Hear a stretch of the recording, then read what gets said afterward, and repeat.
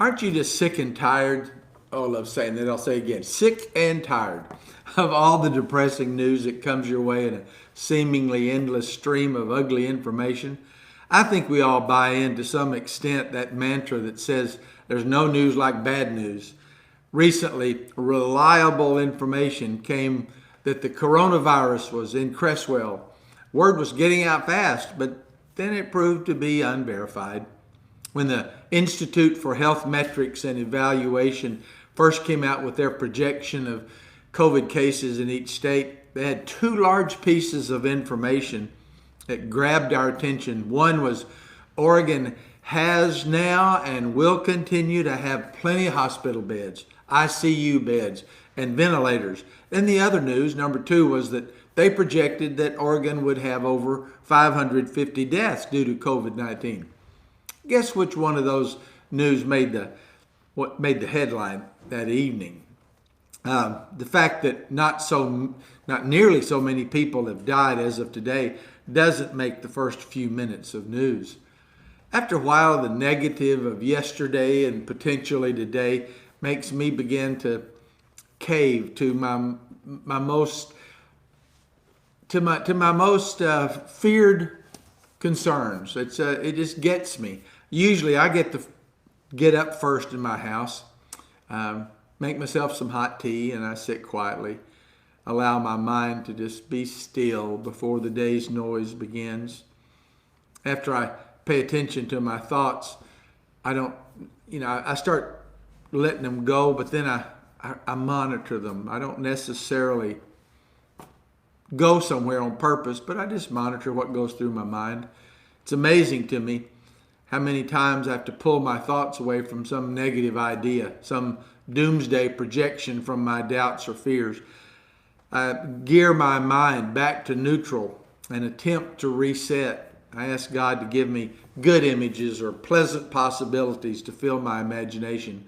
And I do it over and over. That's just in the first few minutes. It's a struggle. At least one brilliant and creative person in America is giving us something to cheer about. His name's John Krasinski.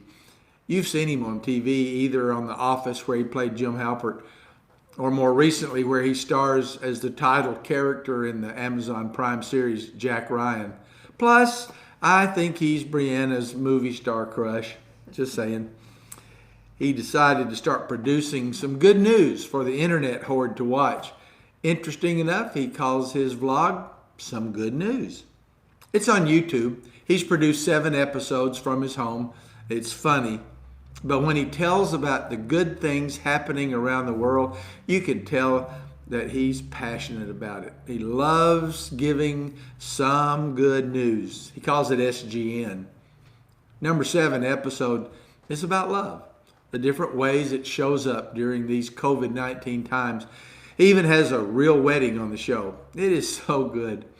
I'm loving it. I recommend that you watch all the episodes. What John Krasinski is doing is very biblical, you know. Paul said it in Philippians 4.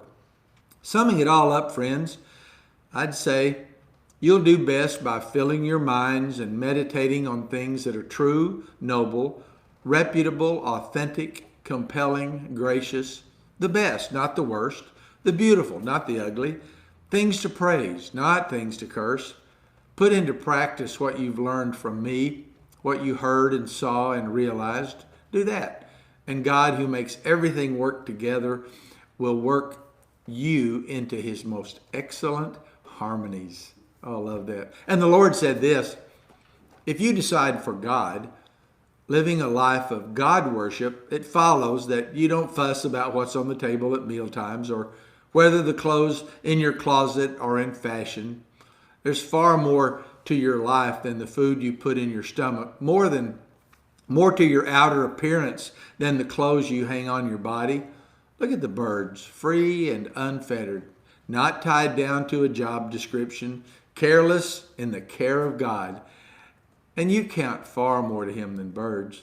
Has anyone, by fussing in front of the mirror, ever gotten taller by so much as an inch?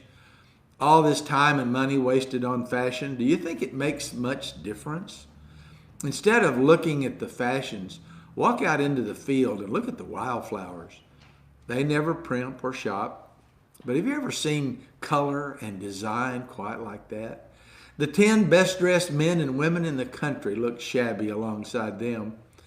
If God gives such attention to the appearance of wildflowers, most of which are never even seen, don't you think He'll attend to you, take pride in you, do His best for you? What I'm trying to do here is to get you to relax, to not be so preoccupied with getting, so you can respond to God's giving. People who don't even know God and the way He works fuss over these things, but you know both God and how He works. Steep your life in God reality, God initiative, God provisions. Don't worry about missing out. You'll find all your everyday human concerns will be met. Give your entire attention to what God is doing right now, and don't get worked up about what may or may not happen tomorrow. God will help you deal with whatever hard things come up when the time comes.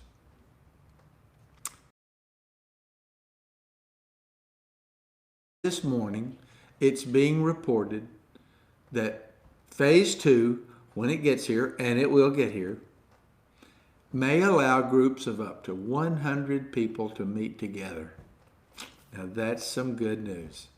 I'll talk to you tomorrow, and tomorrow I have my interview with Mike Johnson and one of our public schools principals. I'll see you tomorrow.